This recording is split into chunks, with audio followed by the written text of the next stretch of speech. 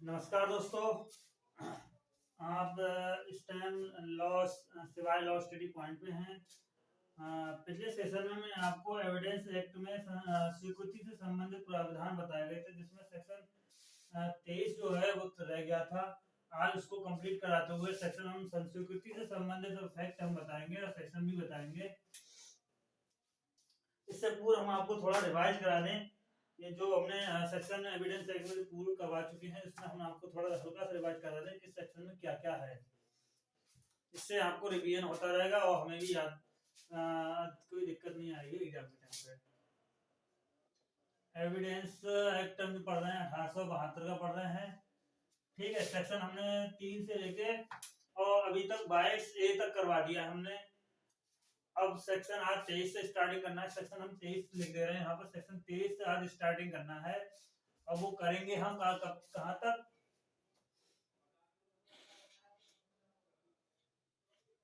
Section हम करेंगे 30 तक।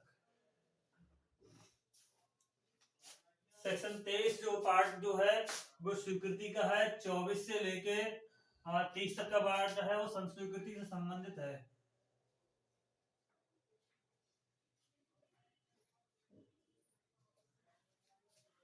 थोड़ा हल्का रिवाइज आपको करवा दे। सेक्शन हम 3 में बताया था, परिभाषा खंड बताया था। सेक्शन 3 में हमने परिभाषा खंड बताया था। परिभाषा खंड में हमने बताया था साक्ष्य क्या है। साक्ष्य में भौतिक साक्ष्य, लिखित साक्ष्य, जो मौखिक साक्ष्य बताया था और दस्तावेजी साक्ष्य बताया था। तथ्य बताए थे, भौतिक तथ्य, मानसिक तथ्य बताए थे। साबित बताया था, ना साबित बताया, साबित नहीं हुआ के बारे में बताया गया था। इलेक्ट्रॉनिक दस्तावेज के बारे में हमने बताया था। सेक्शन 4 में उदाहरणाओं के बारे में बताया था। सेक्शन 4 उदाहरणाओं के बारे में बताया था। सेक्शन 5 हमने बताया था कि साक्ष्य दिया जाएगा वो विवादक और सुसंगत तत्वों का दिया जाएगा। सेक्शन 6 में हमने बताया था कि संविवाद में होने वाले तत्वों की सुसंगति बताई थी। एक ही संविवाद में होने वाले तथ्यों की सुसंगति मैं लिख दे रहा हूँ तो आपको बनाया। उदाहरणों के बारे में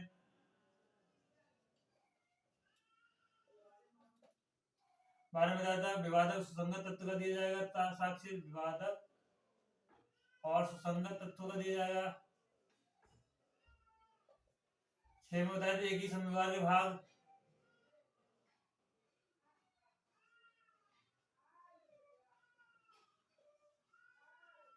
एक ही संविवाद। सेक्शन 7 में हमने बताया था क्या? प्रसंग हेतु परिणाम,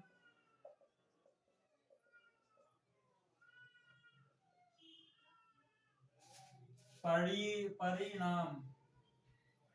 सेक्शन 8 में बताया था तैयारी और पूर्व पश्चात हेतु तैयारी, पूर्व पश्चात का आचरण।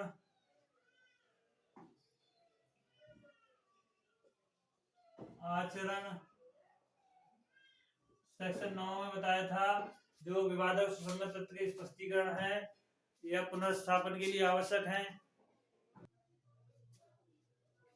जो सेक्शन 9 में बताया था वो बताया था विवादक और सुसंगत तत्व के विवादक और सुसंगत तत्व के स्पष्टीकरण और विवादक और सुसंगत तत्व के स्पष्टीकरण और पूर्व स्थापन के लिए आवश्यक है। स्पष्टीकरण और पूर्व स्थापन, पुनर्स्थापन,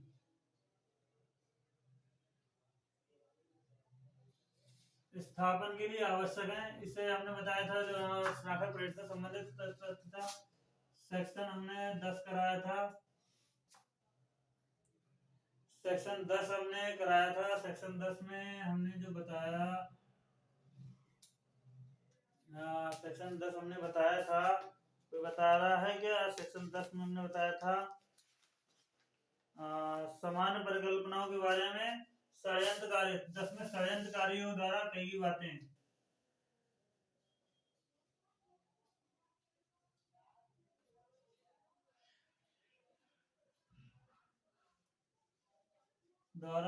गई बातें, इसमें अभिकरण का सिद्धांत दिया हुआ है और दूसरा था ब्लैक एंड टाइगर सिद्धांत दिया है।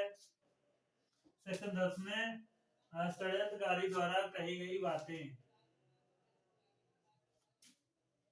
थी। सेक्शन 11 कहा गया था अत्यंत्र उपस्थिति का सिद्धांत, अयंत्रित उपस्थिति का सिद्धांत जो दिया हुआ है इसमें।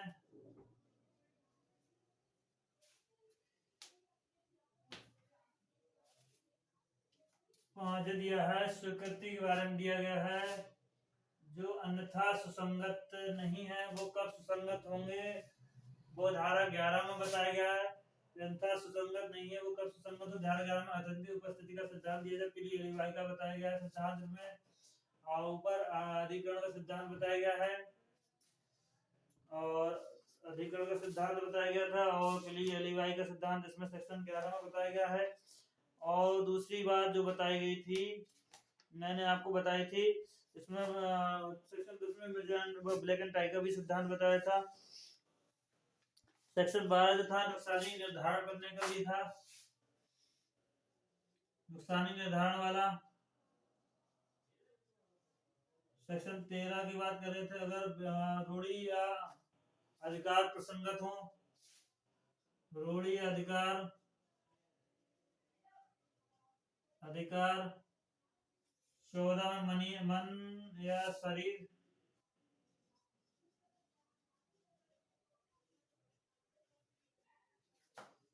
सेक्शन 15 की बात कर रहे थे हम,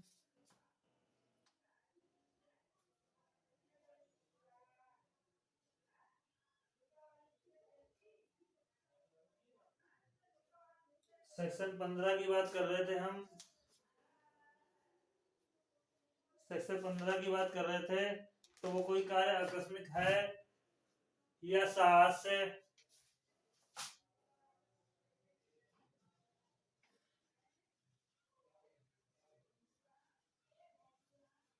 ये साहस से है। 16 में था कार्यवार के अनुक्रम में, 17 में स्वीकृति के बारे में बताया गया था। स्वीकृति में हमने बताया था कि कौन सा बाद जो है स्वीकृति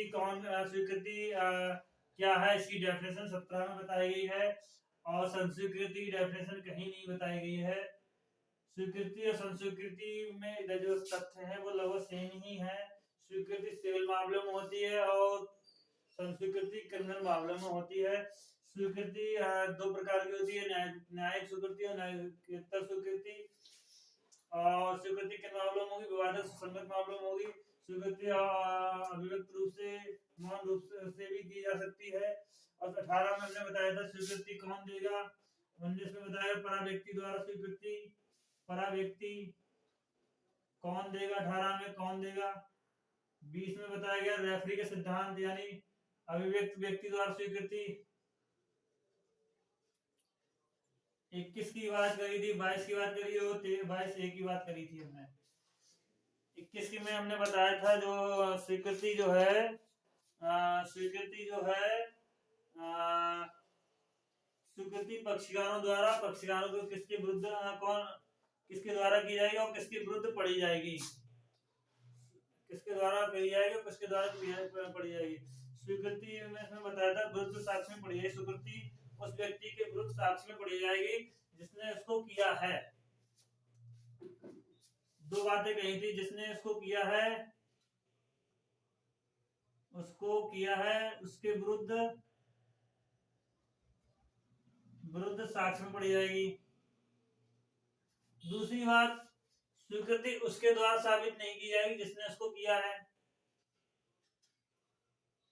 लेकिन आगे इसमें कुछ कंडीशन ऐसी बताई हैं, वे व्यक्ति भी स्वीकृति को साबित कर सकते हैं जिन्होंने उसको किया है। पहले यहाँ सेकंड कंडीशन में बता रहा था कि वह साबित नहीं कर सकता, लेकिन आगे कुछ कंडीशन बताई जो साबित कर सकता है। पहली कंडीशन थी कि मन या शरीर की दशा से संबंधित अगर स्वीकृति है तो वह व्यक्ति साबित कर सकता है। दूसरी कंडीशन ये थी कि ऐसी स्वीकृति करता है जो व्यक्ति अगर मर गया होता तो अन्य व्यक्तियों के बीच में धारा 32 के अधीन या 32 के अंतर्गत सुसंगत होता। तीसरी कंडीशन कही गई थी, यदि कोई स्वीकृति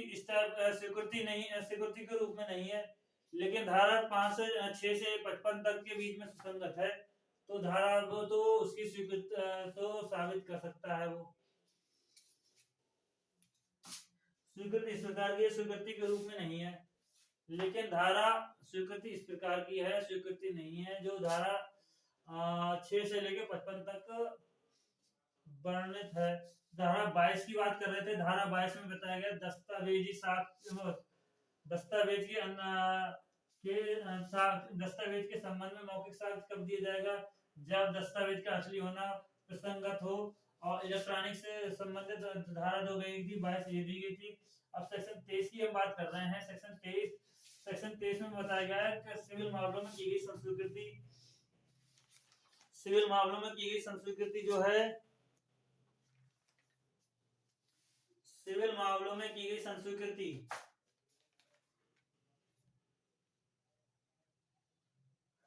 सिविल मामलों में की गई संस्वीकृति सेक्शन 23 की बात कर रहे थे। सिविल मामलों में स्वीकृतियां कब सुसंगत होंगी? सिविल मामलों में स्वीकृतियां कब सुसंगत होंगी वो सेक्शन 23 में बताया गया है। सिविल मामलों में स्वीकृतियां कब सुसंगत होंगी?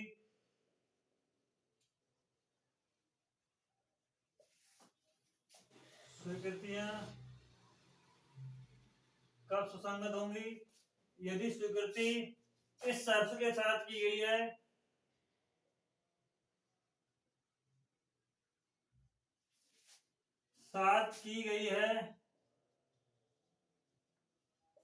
कि इसका प्रयोग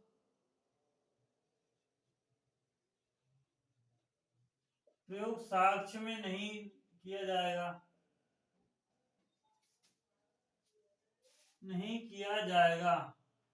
सिविल मामलों में स्वीकृति कब सुसंगत होगी?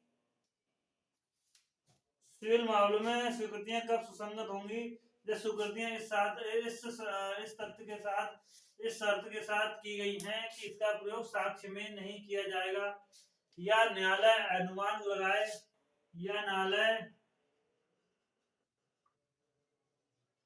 अनुमान लगाए ले कि पक्षकार इस बात पर सहमत हो गए थे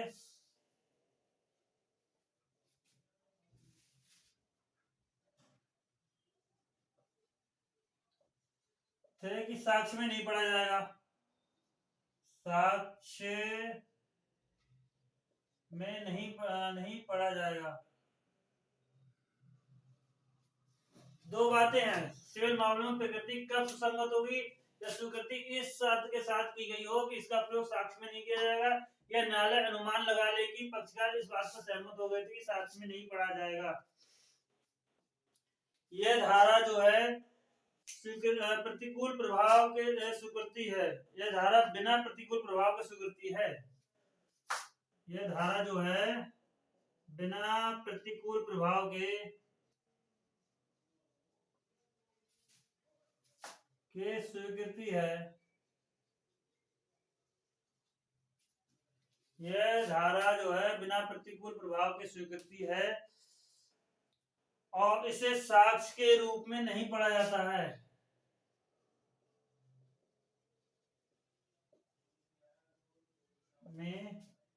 नहीं पढ़ा जाता है। ये सिविल मामले में स्वीकृतियां हैं, अगर इस शर्त के साथ की गई हैं कि इसका प्रयोग साक्ष्य में नहीं किया जाएगा, या न्यायालय अनुमान लगा ले कि पक्षकार इस बात पर सहमत हो गए थे साक्ष्य में नहीं पढ़ा जाएगा, तो यह बिना प्रतिकूल प्रभाव के स्वीकृति है। इसे साक्ष्य के रूप में नहीं पढ़ा जाएगा। ये स्वीकृति का पार्ट खत्म हो गया।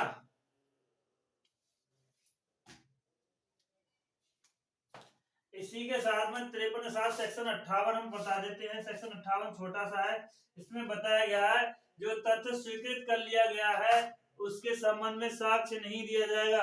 उस तथ्य को साबित नहीं किया जाएगा। स्वीकृत तथ्य को साबित नहीं किया जाएगा या नहीं आवश्यकता है। 58 कह रहा है स्वीकृत तत्व को साबित नहीं किया जाएगा या साबित करने की आवश्यकता नहीं है। साबित करने की आवश्यकता नहीं है।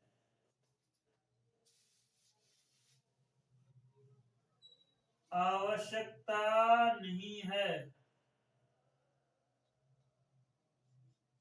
नहीं है।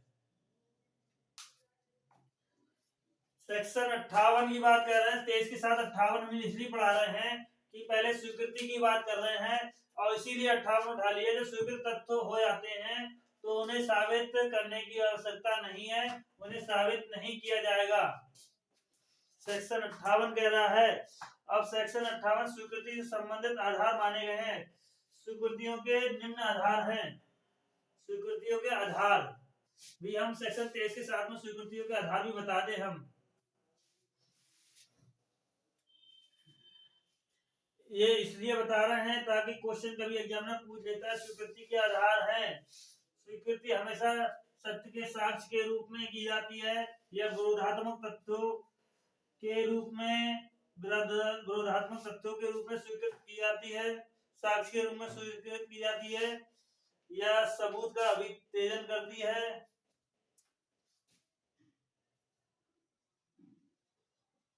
स्वीकृति के आधार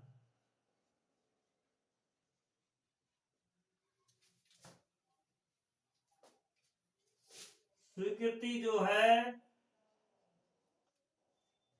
साक्ष्य का अभित्तेजन करती है।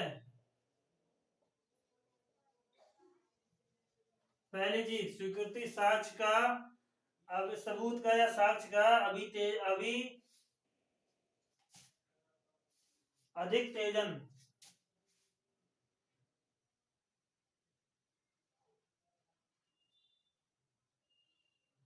साक्ष्य का अधिक तेजन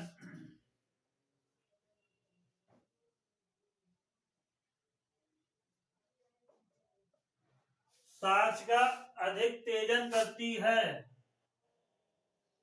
स्वीकृति साक्ष्य का अधिक तेजन करती है। स्वीकृति जो है अपने हित के विरुद्ध होती है।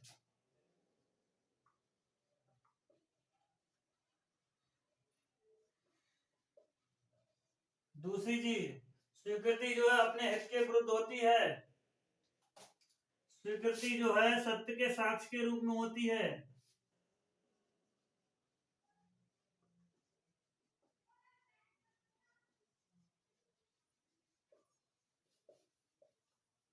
स्वीकृति जो है सत्य के साक्ष्य के रूप में होती है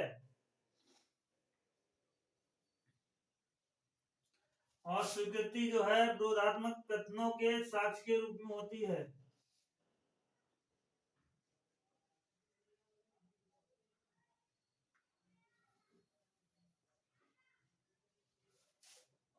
के साक्ष्य के रूप में होती है।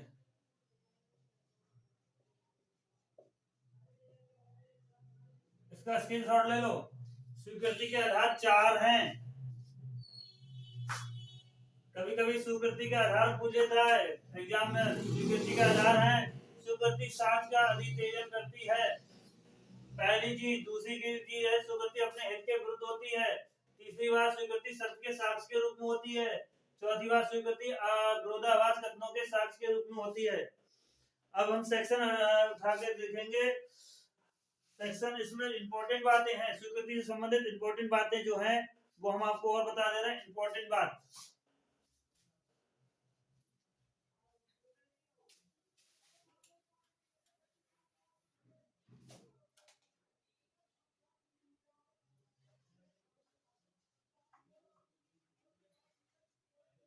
Important fact. स्वीकृति के इंपॉर्टेंट फैक्ट जो है वो हम आपको बता दें। स्वीकृति की परिभाषा जो दी गई 17 में दी गई है। पहली चीज इंपॉर्टेंट जो है परिभाषा 17 में है। संस्वीकृति की परिभाषा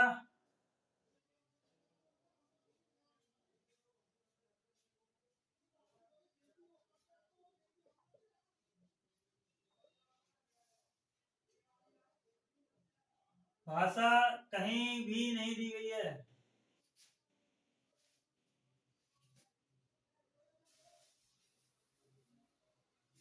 पहली चीज, स्वीकृति की परिभाषा 17 में संस्वीकृति की परिभाषा कहीं नहीं दी गई है।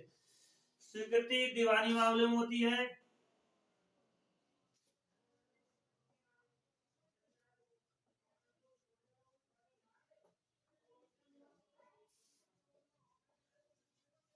और संस्वीकृति आपराधिक मामलों में।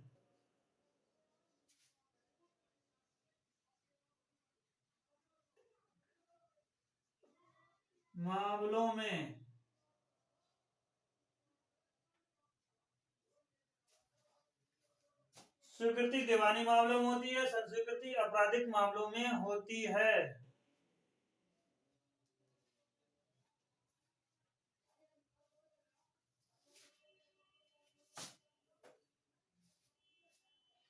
संस्वीकृति की परिभाषा जो है वो स्टीफन की बुक लॉ ऑफ एविडेंस में दी गई है। संस्वीकृति की परिभाषा है जो है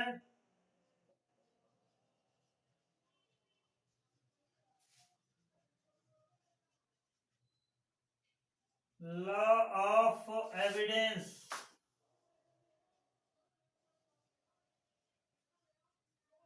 दी गई है स्टीफन की book digest of law of evidence में दी गई है। ये शॉर्ट में लिख दिया है लॉ ऑफ एविडेंस। परिभाषा जो है, संस्कृति की परिभाषा जो है, मैं पूरा लिख दे रहा हूं ताकि आपको कंफ्यूजन ना हो।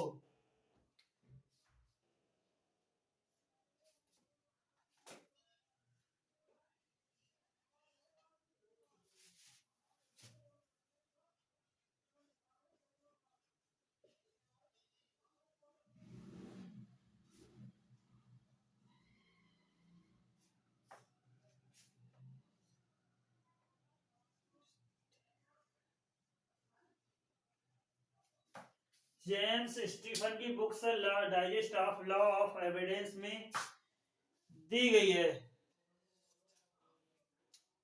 एविडेंस में दी गई है संस्कृति की परिभाषा।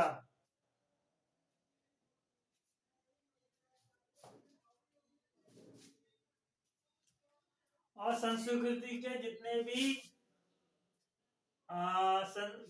संस्कृति के जितने भी उपबंध हैं वह स्वीकृति के शीर्षक के अंतर्गत हैं।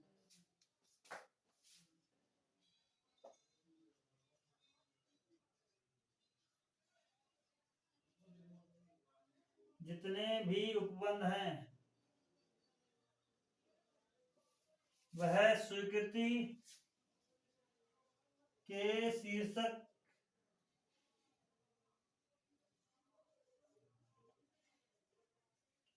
के अंतर्गत हैं। इसका भी स्क्रीनशॉट ले लें। इंपॉर्टेंट फैक्ट है, स्वीकृति परिभाषा 17 में दी गई, संस्वीकृति परिभाषा कहीं नहीं दी गई है। स्वीकृति दीवानी मामलों में होती है, संस्वीकृति आपराधिक मामलों में होती है। स्वीकृति की परिभाषा digest of law of evidence में जेम्स स्टीवन की बुक में दी गई है। स्वीकृति जितने भी उपबंध हैं, उपबंध साफ लिख दो, शायद आपको कंफ्यूजन हो। उपबंध है वह स्वीकृति के शीर्षक के अंतर्गत हैं। अब हम अगली सेक्शन स्टार्टिंग कर रहे हैं, सेक्शन 24।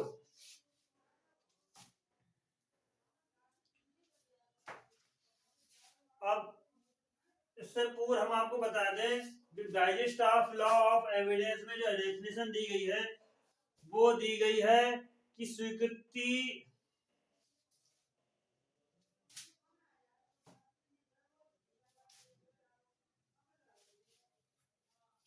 वो हम आपको बता दें, संस्वीकृत सेक्शन 24 से पूर्व स्वीकृति की परिभाषा को जो लॉ ऑफ एविडेंस में दी गई है, digestion of law of evidence में जेम्स स्टीफन ने जो परिभाषा दी है वो पकाला नारायण स्वामी वर्सेस एम्परर के बाद में लॉर्ड एटकिल ने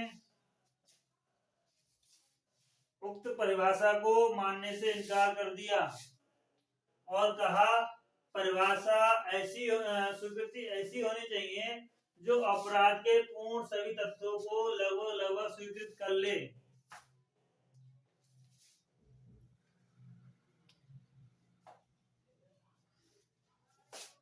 जेम्स स्टीफन ने जो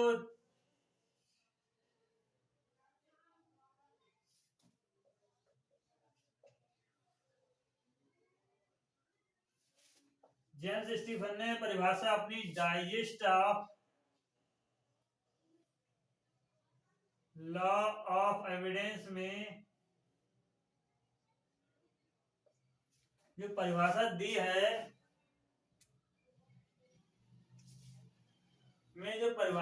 है वो ये दी है, स्वीकृति ऐसी है, संस्वीकृति ऐसी है जो किसी स्वीकृति ऐसी है जो किसी व्यक्ति द्वारा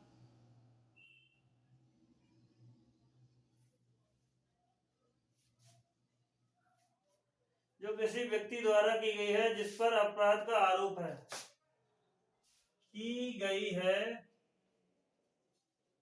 जिस पर अपराध का आरोप है। स्वीकृति ऐसी हो, संस्वीकृति ऐसी संस्वीकृति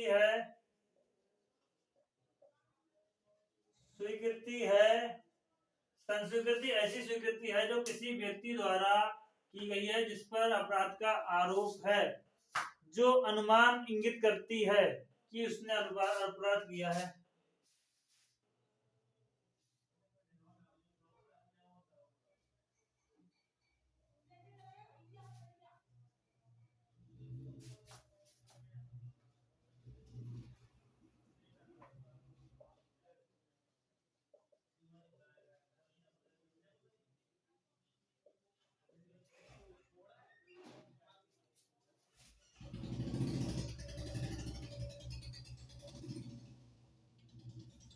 जेम्स स्टीफन की book digest of law of evidence में जो संस्वीकृति की परिभाषा दी गई है वो ये है, संस्वीकृति ऐसी स्वीकृति है जो किसी व्यक्ति द्वारा की गई है जो किसी ऐसे व्यक्ति द्वारा की गई है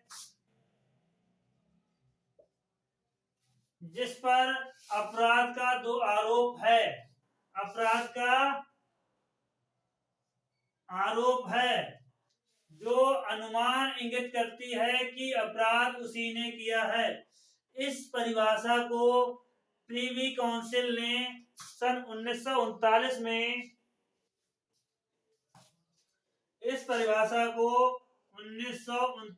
में प्रीवी काउंसिल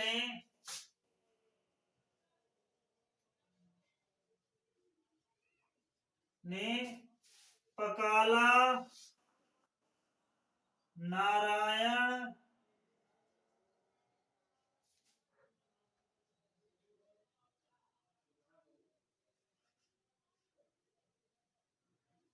नारायण स्वामी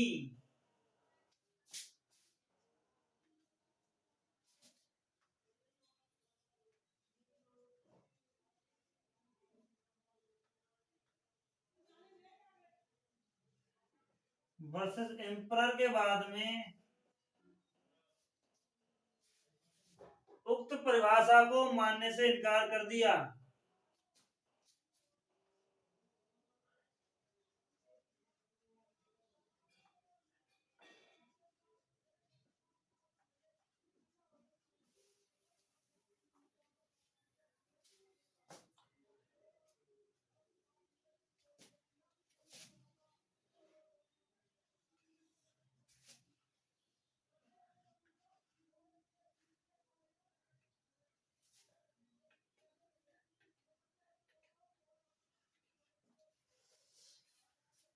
स्वीकृति की परिभाषा दी गई, संस्वीकृति ऐसी स्वीकृति है जो किसी ऐसे व्यक्ति द्वारा की गई जिस पर अपराध का आरोप है, जो अनुमान इंगित करती है कि अपराध उसी ने किया है।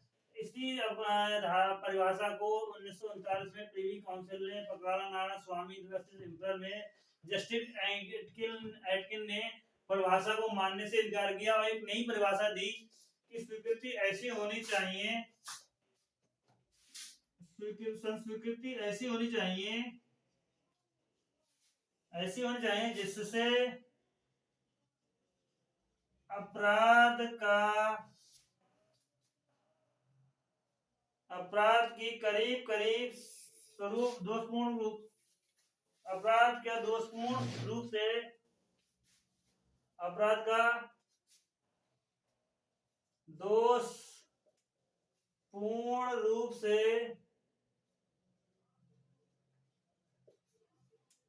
स्वीकार कर लिया हो।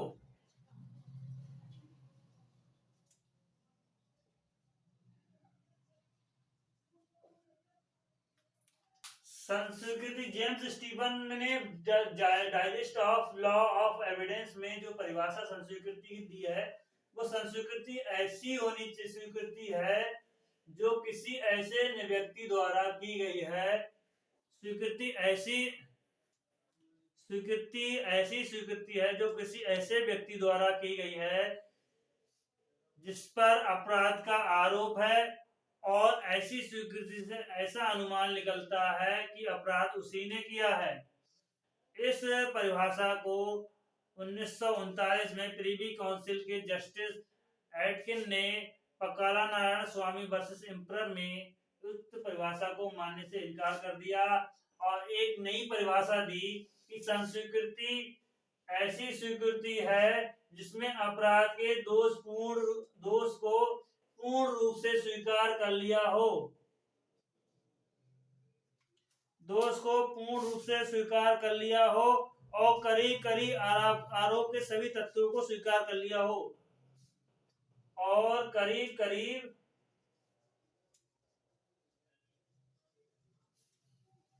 अपराध के सभी तथ्यों को स्वीकार कर लिया हो।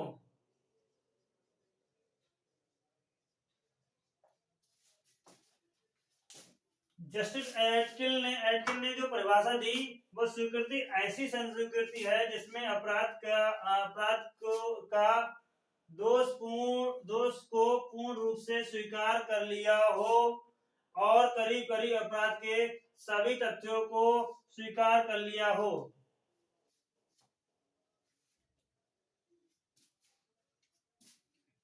और इसी स्वीकृति के आधार पर संस्वीकृति की परिभाषा को जस्टिस एटकिन द्वारा दी गई परिभाषा आज वर्तमान में भी लागू चल रही है।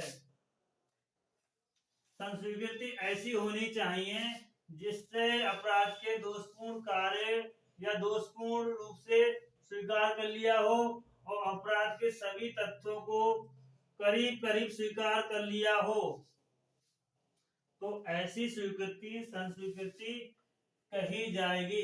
अब सेक्शन हम 24 स्टार्ट कर रहे हैं। ये संस्वीकृति से संबंधित फैक्ट थे जो बताना बहुत इंपॉर्टेंट था।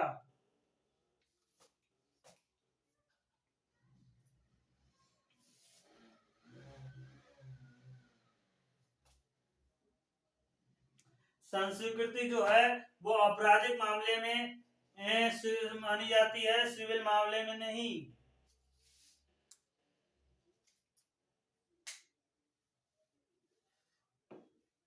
संस्वीकृति दो प्रकार की होती है, न्यायिक और न्यायोत्तर।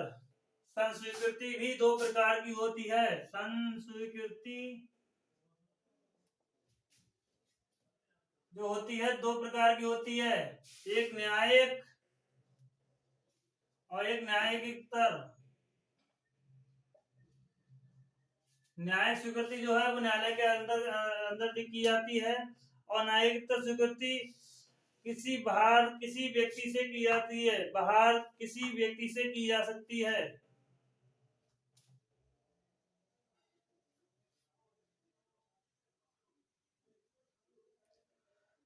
मुकर जाने वाली संस्कृति को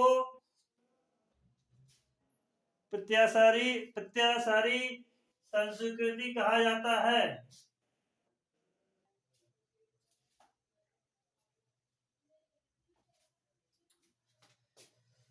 न्यायिक स्वीकृति न्यायालय के में की जाती है और न्यायिक स्वीकृति न्यायालय के बाहर व्यक्ति से की जाती है।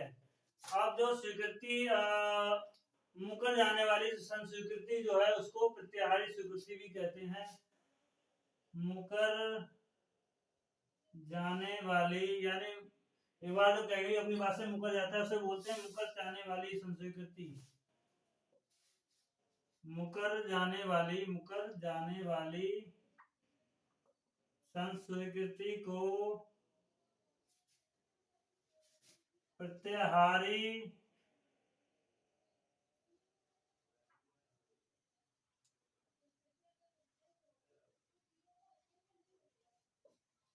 स्वीकृति कहते हैं।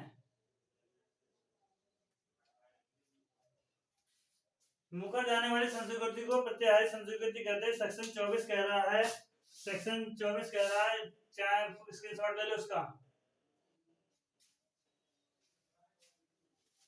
सेक्शन 24 की हम बात कर रहे हैं। यहाँ से अब स्टार्टिंग हो रहा है हमारा सेक्शन 24 से। प्राधिकारवान व्यक्ति द्वारा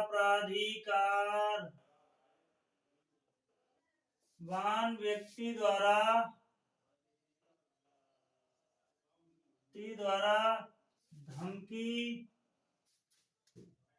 वचन या उत्पीड़न द्वारा की गई स्वीकृति आपराधिक मामलों में रिलीवेंट नहीं है, स्वीकृत नहीं है या रिलीवेंट नहीं है। प्राधिकारवान व्यक्ति द्वारा धमकी, वचन या उत्पीड़न द्वारा की गई स्वीकृति आपराधिक मामलों में स्वीकृत नहीं है। इसके आवश्यक तत्व मानेंगे स्वीकृति जो संस्वीकृति जो है धमकी, वचन और उत्पीड़न से की गई है। इसके आवश्यक तत्व ऐसे मान लेंगे जो स्वीकृति की गई है वो धमकी, वचन और उत्पीड़न से की गई है, प्रज्ञावान व्यक्ति द्वारा की गई है। दूसरा फैक्ट, पहला धमकी, वचन या उत्पीड़न द्वारा, प्राधिकारवान व्यक्ति द्वारा की गई है।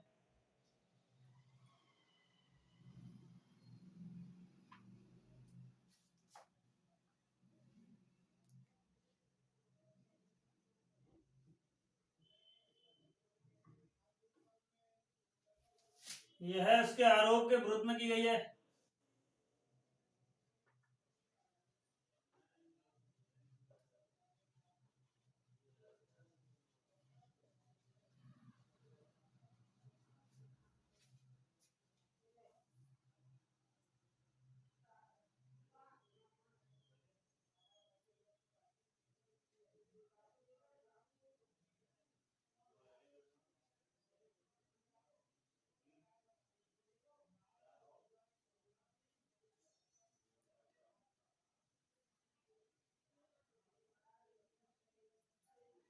या यह प्रतीत होता हो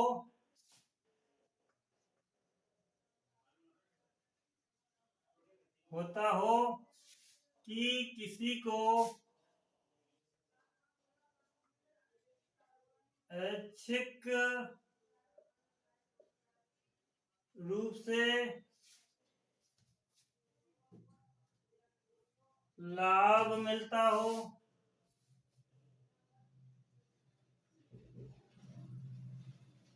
या यह प्रतीत होता हो कि किसी को ऐच्छिक रूप से फायदा होगा या लाभ मिलता हो या फायदा मिलता हो या किसी बुराई का परिवर्तन हो या किसी बुराई का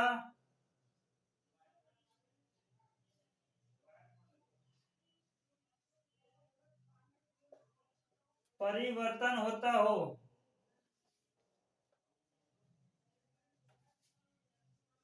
तो यह प्रतीत होता है कि किसी को ऐच्छिक रूप से लाभ मिलता हो या किसी बुराई का परिवर्तन होता हो तो ऐसी स्वीकृति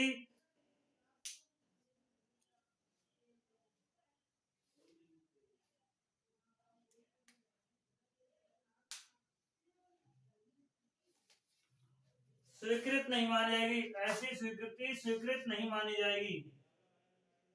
ऐसी संस्वीकृति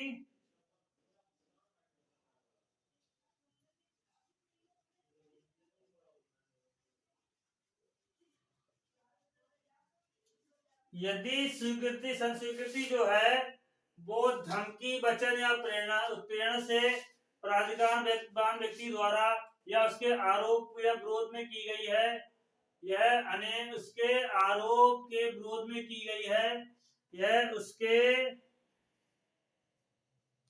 आरोप के बारे में की गई है, आरोप के बारे में की गई है, यह उसके आरोप के बारे में की गई है और यह प्रतीत होता है कि किसी को ऐच्छिक रूप से फायदा होता हो या मिलता हो, लाभ या फायदा मिलता हो, फायदा मिलता हो या किसी बुराई का परिवर्तन होता हो तो ऐसी स्वीकृति स्वीकृत नहीं मानी जाएगी। यदि स्वीकृति तभी मानी जाएगी, स्वीकृति तभी स्वीकृत मानी जाएगी जब उत्प्रेरणा, धमकी, वचन से मुक्त हो और ऐसे वचन प्रज्ञावान व्यक्ति द्वारा ना गया हो या ऐसा प्रतीत ना होता हो कि अच्छे रूप से फायदा मिलता हो या किसी बुराई का परिवर्तन होता हो।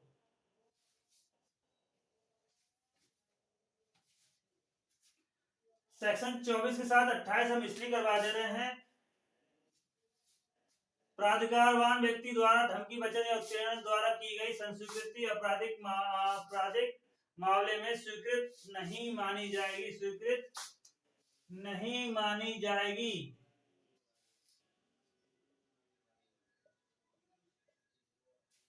प्राधिकारवान व्यक्ति द्वारा धमकी, वचन या उत्प्रेरण से द्वारा की गई संस्वीकृति आपराधिक मामलों में स्वीकृत नहीं मानी जाएगी। धमकी, वचन द्वारा की गई, प्राधिकारवान व्यक्ति द्वारा की गई अनेक आरोप, उसके आरोपों के बारे में की गई हो, यह प्रतीत होता हो किसी के ऐच्छिक रूप से फायदा मिलता हो, ऐसी संस्कृति किसी को अच्छी रूप से फायदा मिलता हो या किसी बुराई का परिवर्तन होता हो तो संस्कृति स्वीकृत नहीं मानी जाएगी। अब ये बात आ रही धारा 24 में प्राधिकारवान व्यक्ति कौन होता है। 24 की हम बात करें तो प्राधिकारवान व्यक्ति कौन है, ये हम बात कर रहे हैं। प्राधिकारवान व्यक्ति कौन है? प्राधिकारवान व्यक्ति सरकारी व्यक्ति हो सकता है, न्यायाधीश हो सकता है या उसके कार्यकारिणी हो सकते हैं। प्राधिकारवान व्यक्ति कौन है? 24 की ही बात कर रहे हैं। प्राधिकारवान व्यक्ति कौन है? पहला, सरकार का सेवक, दूसरा न्यायाधीश या उसके सेवक, उसके कार्य, न्यायाधीश या उसके सेवक,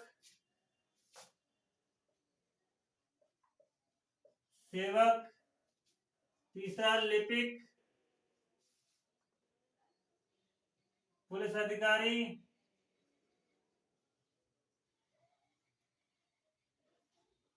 पत्नी या वकील की पत्नी या वकील,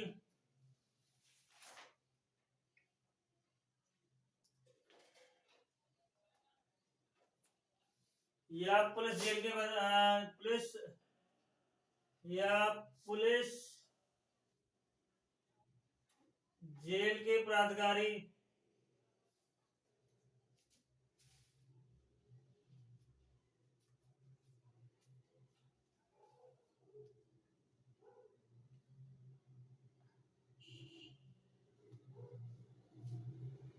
अभियोजक या तफ्तीश करने वाले अधिकारी,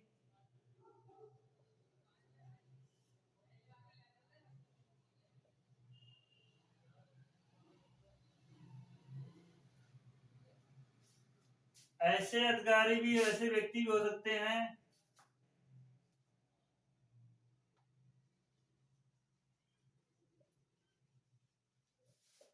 जिससे अभियुक्त विश्वास करे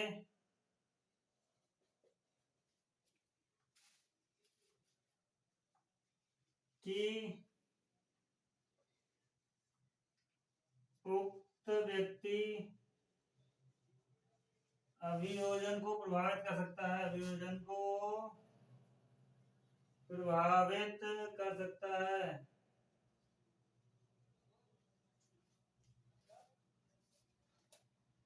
प्राधिकारवान व्यक्ति कौन हो सकता है? एक एक करके मैं डाल रहा हूँ, स्क्रीनशॉट ले लो।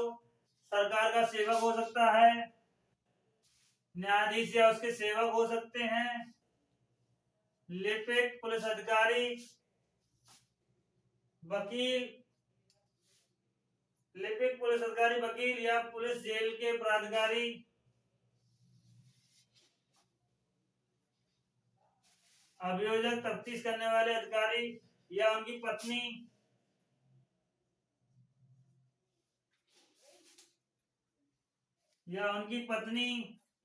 ऐसे व्यक्ति भी जिससे अभियुक्त विश्वास करे कि उस व्यक्ति द्वारा अभियोजन को प्रभावित कर, ऐसा व्यक्ति अभियोजन को प्रभावित कर सकता है। प्रज्ञावान व्यक्ति, प्राधिकारवान व्यक्ति कौन हो सकते हैं? सरकार का सेवक हो सकता है, न्यायाधीश हो सकता है या उसके सेवक हो सकते हैं, जेलर और जेल का प्राधिकारी हो सकता है, वकील हो सकता है, अभियोजक हो सकता है, लिपिक हो सकता है, पुलिस अधिकारी हो सकता है, अभियोजक हो सकता है या तफ्तीश करने वाला अधिकारी हो सकता है, इनकी पत्नियां हो सकती हैं या ऐसे व्यक्ति भी प्राधिकारवान व्यक्ति हो सकते हैं जिससे अभियुक्त विश्वास करे कि यह अभियोजन को प्रभावित कर सकता है। 24 के बाद हम कर रहे थे, 24 के बाद सेक्शन 28 इसलिए उठाया, 20 से हमने 28 इसलिए उठा दिया क्योंकि इससे रिलेटेड है। यदि धमकी या उत्पीड़न या उत्पीड़न, धमकी, उत्पीड़न या धमकी, वचन या उत्पीड़न की समय सीमा बीत जाने पर, समय बीत जाने के बाद भी यदि बीत जाने पर, धमकी, वचन या उत्पीड़न का समय बीत जाने पर यदि व्यक्ति स्वीकृति करता है तो ऐसी स्वीकृति स्वीकृत मान ली जाएगी। समय बीत जाने के उपरांत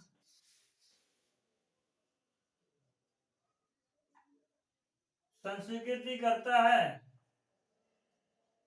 तो स्वीकृति मानी जाएगी। धमकी, वचन या उत्पीड़न का समय बीत जाने के उपरांत संस्वीकृति करता है तो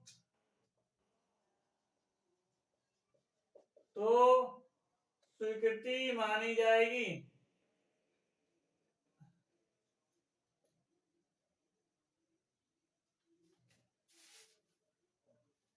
ये सेक्शन 28 कह रहा है, यदि धमकी, वचन या उत्पीड़न का समय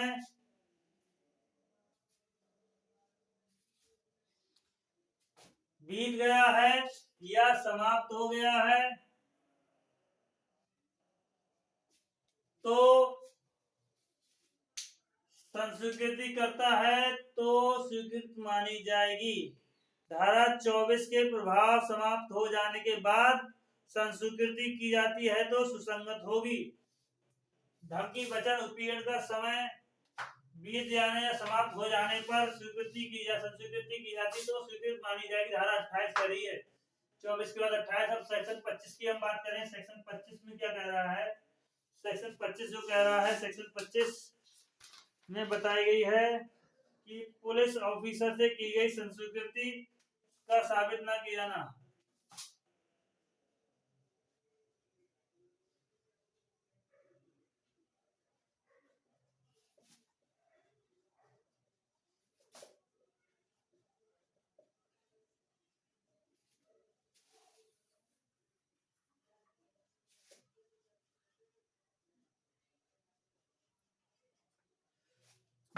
25 कह रही है पुलिस ऑफिसर से की गई संस्वीकृति का साबित ना किया जाना। पुलिस अधिकारी से जो स्वीकृति की जाएगी उसको साबित नहीं किया जाएगा। धारा 25 कह रही है। इसमें स्पेशली रूप से हम कह सकते हैं यदि कोई अभियुक्त कोई भी संस्वीकृति पुलिस अधिकारी से कही जाती है तो वह संस्वीकृति अभियुक्त के विरुद्ध साबित नहीं की जाएगी। पुलिस अधिकारी से की गई संस्वीकृति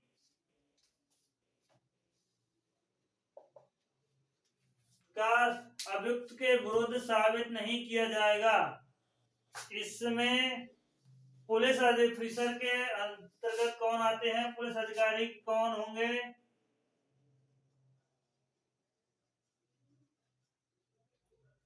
कौन होंगे? पहला कस्टम ऑफिसर,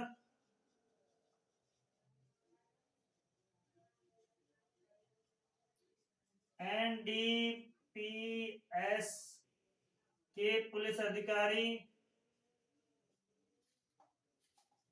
तीसरी बात कही गई थी रेल सुरक्षा बल,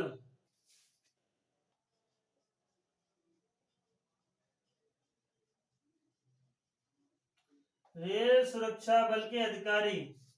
तीन बात कहें पुलिस अधिकारी कौन होंगे? कस्टम ऑफिसर हो सकते हैं, एनडीपीएस के अधीन गठित पुलिस अधिकारी हो सकते हैं, रेल सुरक्षा बल के अधिकारी हो सकते हैं।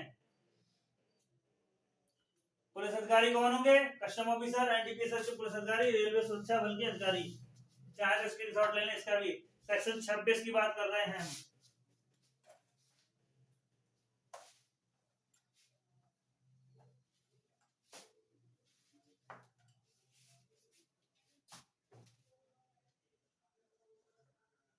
पुलिस अभिरक्षा में की गई संस्कृति।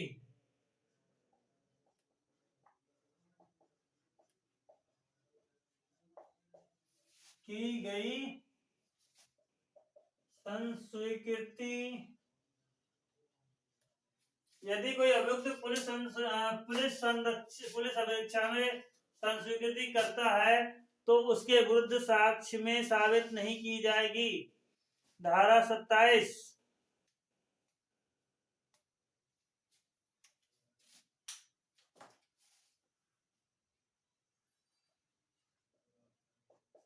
नहीं मानी जाएगी। सेक्शन 27, सेक्शन 27 इसका अपवाद, सेक्शन 27 जो है वो 26 का परंतुक है। इसका परंतुक है 26 का, 27 का परंतुक, 26 का परंतुक है। धारा 27 जो है वो 26 का परंतुक है। इसमें बात कही गई है अभियुक्त द्वारा प्राप्त जानकारी में से कितनी साबित की जाएगी? प्राप्त जानकारी में से कितनी की जाएगी? मान लो पुलिस अभिरक्षा में संस्वीकृति करता है अभियुक्त, तो धारा 26 कह रही वो तो स्वीकृति नहीं मानी जाएगी अभियुक्त के विरुद्ध।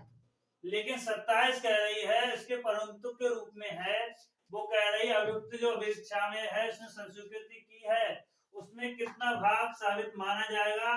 तो ये बात कह रही है प्राप्त जानकारी में से एक केवल वही भाग साबित माना जाएगा या स्वीकृत किया जाएगा जो संस्वीकृति के रूप में नहीं है। उतना भाग जो संस्वीकृति के रूप में नहीं है।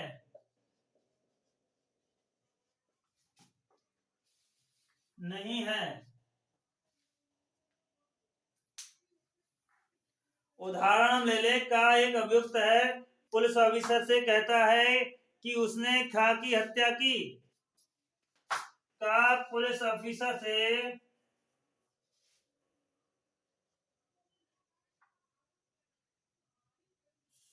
खा कहता है कि गा की हत्या की और उसने चाकू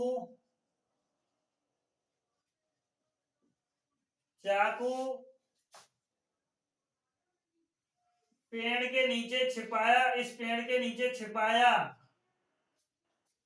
तो इस उदाहरण में पुलिस को बताया गया कि चाकू उसने पेड़ के नीचे छुपाया। ये धारा, ये बात स्वीकृत मान ली जाएगी, लेकिन पुलिस से जो खा ने गा की हत्या की, खा ने गा की हत्या की, इस बात को संस्वीकृत नहीं माना जाएगा। ये धारा 27 कह रही है, अकॉर्डिंग टू उदाहरण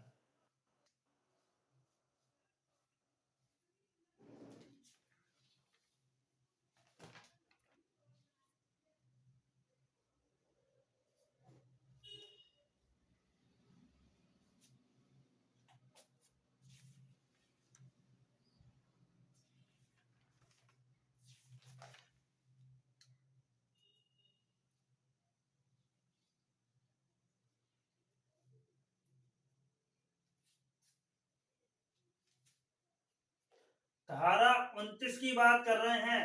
धारा 29 कह रही है, गुप्त रखने के वचन पर की गई संस्वीकृति, गुप्त रखने पर के वचन पर की गई संस्वीकृति विसंगत नहीं होगी, यानी स्वीकृत की जाए मानी जाएगी। धारा 29 गुप्त रखने के वचन पर ली गई संस्वीकृति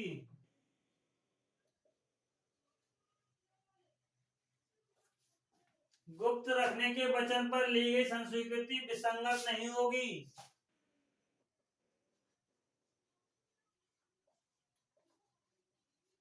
अर्थात स्वीकृत मानी जाएगी।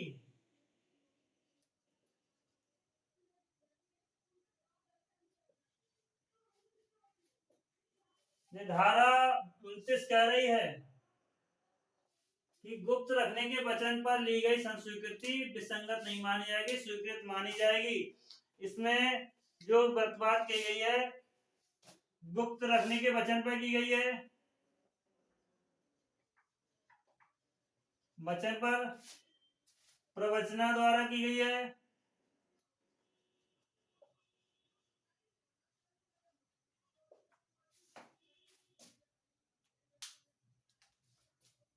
नशे में ली गई है,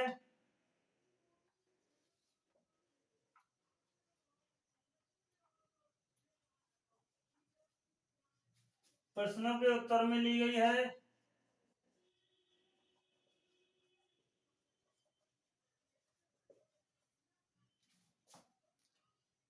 चेतावनी के अभाव में ली गई है,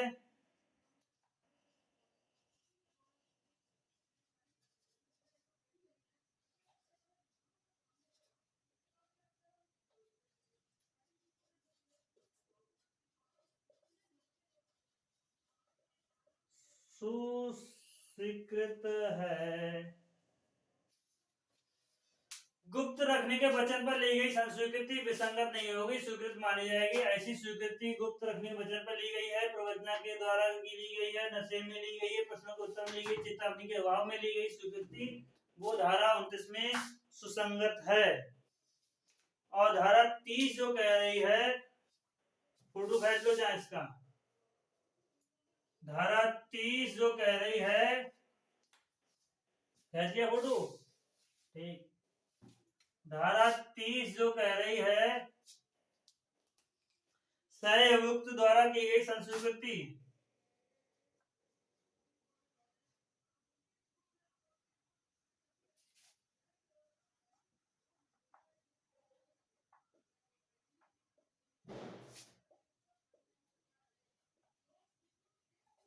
सह अभियुक्त द्वारा की गई संस्वीकृति, कोई अपराध का अभियुक्त एक से अधिक व्यक्तियों द्वारा संयुक्त रूप से किया जाता है।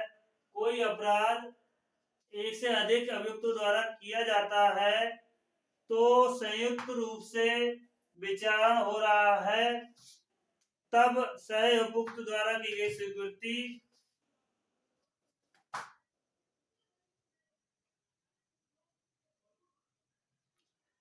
तब सह अभियुक्त द्वारा की गई स्वीकृति अन्य के विरुद्ध सुसंगत नहीं होगी, बल्कि विचारण में ली जा सकेगी। स्वीकृति सह अभियुक्त द्वारा ली गई स्वीकृति सह अभियुक्त के विरुद्ध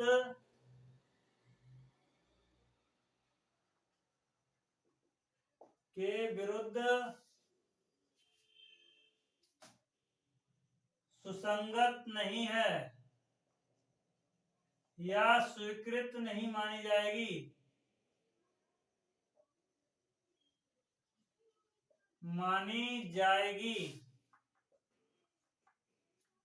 बल्कि विचारण में ली जाएगी, बल्कि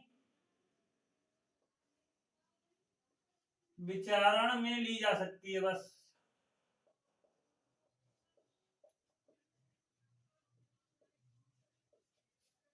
सह अभियुक्त द्वारा की गई स्वीकृति सह अभियुक्त के विरुद्ध स्वीकृत नहीं मानी जाएगी, बल्कि विचारण में ली जाएगी। दृष्टांत का और खा की खा को गा की हत्या के लिए संयुक्त रूप से विचारित किया गया है। उदाहरण,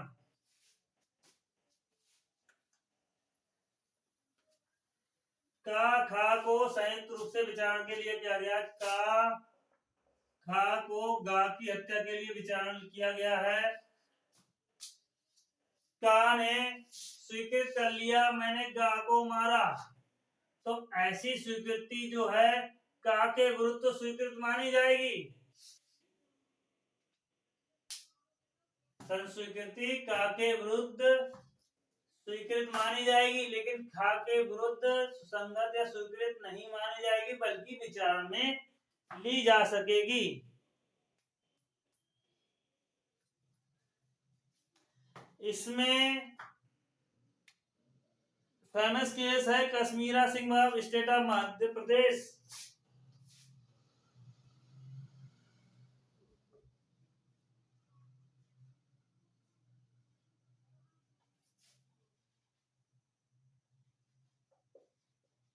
मध्य प्रदेश, कश्मीरा सिंह वर्सेस ऑफ महाराष्ट्र, मध्य प्रदेश राज्य। अगला जो लीडिंग केस है वो सुमेरी साहू भूभोनी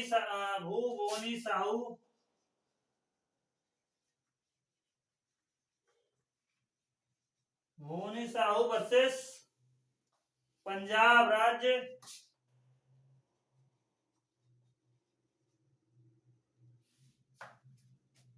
भूभोनी साहू पंजाब राज्य। तीसरा केस है नीलानी का बाद और केसी का बाद। चौथा है नीलानी का बाद, नालिनी का बाद, नालिनी का बाद है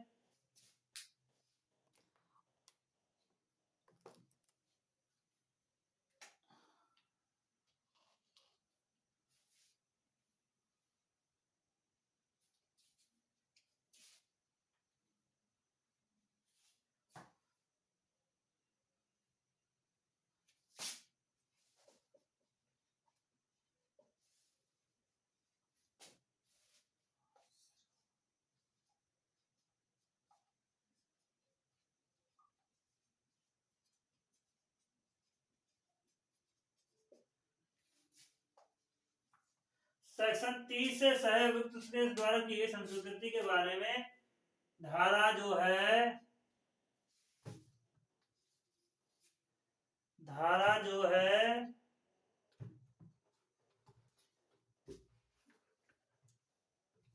सहअभियुक्त द्वारा की गई संस्कृति सहअभियुक्त के विरुद्ध स्वीकृति नहीं मानी जाएगी। इसमें कश्मीर सिंह वर्सेस मध्य प्रदेश राज्य है। भूभोनी साहू वर्सेस द किंग है। केसी का वाद है, नालिनी का वाद है और केसी का वाद है और श्रवण सिंह बनाम पंजाब राज्य। ये 5 केसेस बहुत इंपॉर्टेंट है सेक्शन 30 में। ये तो